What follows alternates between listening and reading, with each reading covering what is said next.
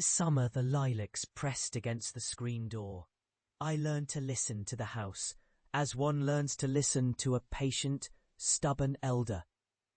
It breathed in time with the kitchen clock, sighed through the floorboards when the rain came, and kept its own small secrets tucked beneath the stair treads like coins in a forgotten jar.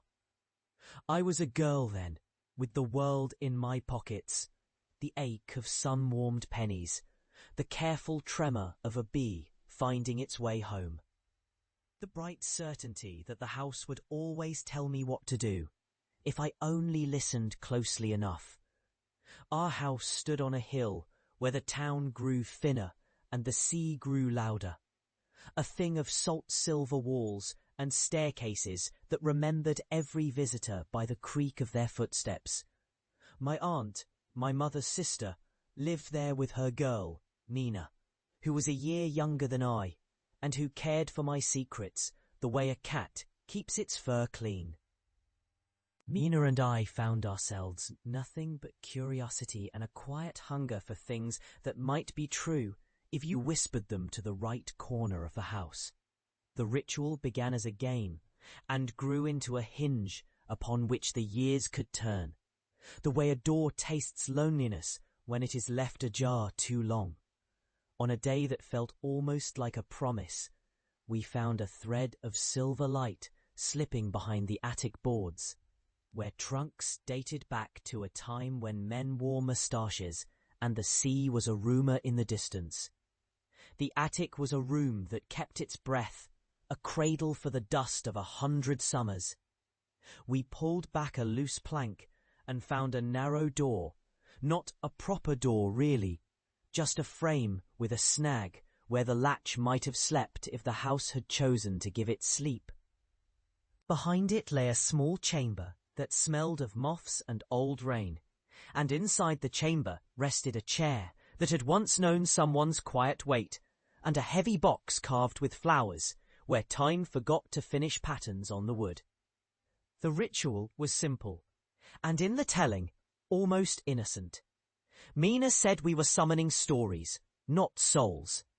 She placed a slender, chipped teacup on the sill of the only window that could see the harbour.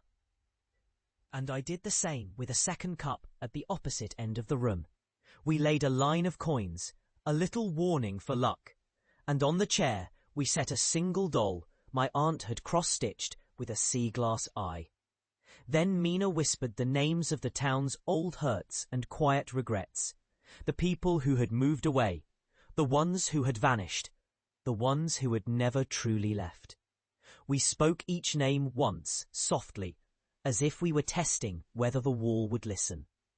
Then we waited. In the beginning, nothing happened beyond the house letting out a small, sardonic sigh, as if to say, "You children again?" The teacups shivered in their saucers, the coins briefly warmed, and the room held its breath with us, as if the room itself were listening to the same thing we listened to, the faint, distant pulse of the sea, and the deeper, nearer pulse of a memory we could not yet name. But soon there came a sound that did not belong to a house or a horizon, a child's footstep, light as a thistle seed, running across the floor above us, pausing near the stair where the boards breathed when we pressed our ears to them. It was Mina's step, or so I told myself, but it did not echo with the same certainty, more like a memory of a step that might have been mine in another life. We did not wake the town with our listening, we woke the house. The air grew thinner and cooler around the window. The floorboards clicked together in a secret language, and the wall behind the dresser learned to sigh when the harbour fog rolled in. The voices we heard were barely there, the sound of someone merely breathing in a room that had not forgotten to breathe.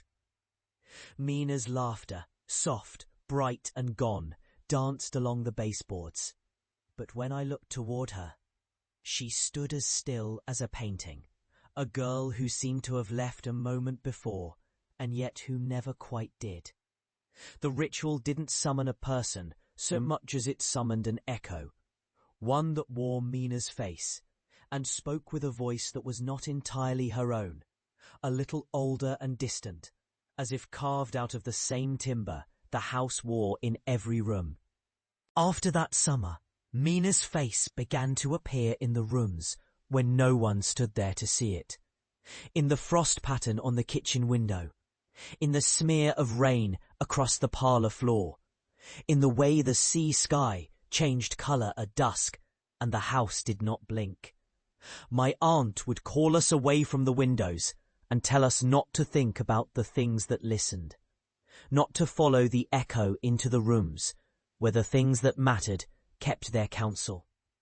But the echo remained. It laid its soft weight upon my chest in the second hour after the day's end, when the candle wax cooled into quiet and the house settled into its long evening nap, and I felt as if someone was standing behind me, reading aloud the world's oldest grief, the grief of being missed by the people who would forget you first.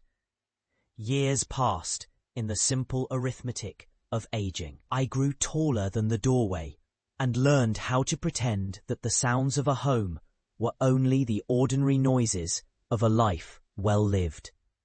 Yet every now and then, when the house grew still and the harbour bells rang in their own unsteady cadence, I would hear the memory of Mina's doll's glassy eye glint in the corner of the room, as if a sea-glass bead had rolled there from some other shore.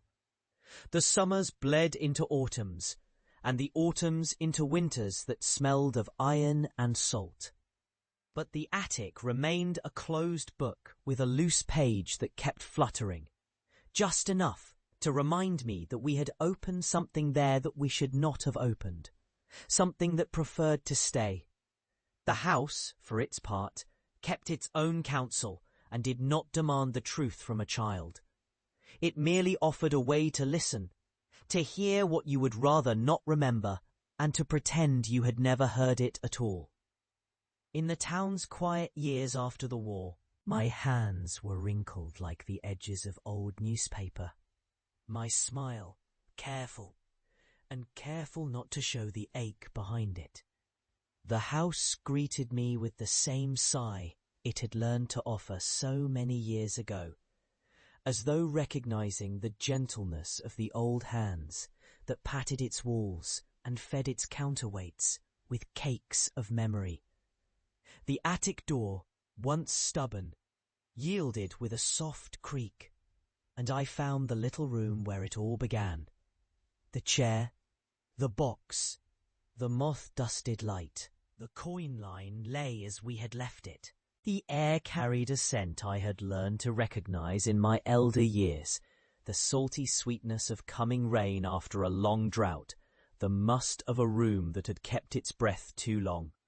The teacups trembled, as if touched by a child's fingers that did not belong to this era. Mina's voice, or something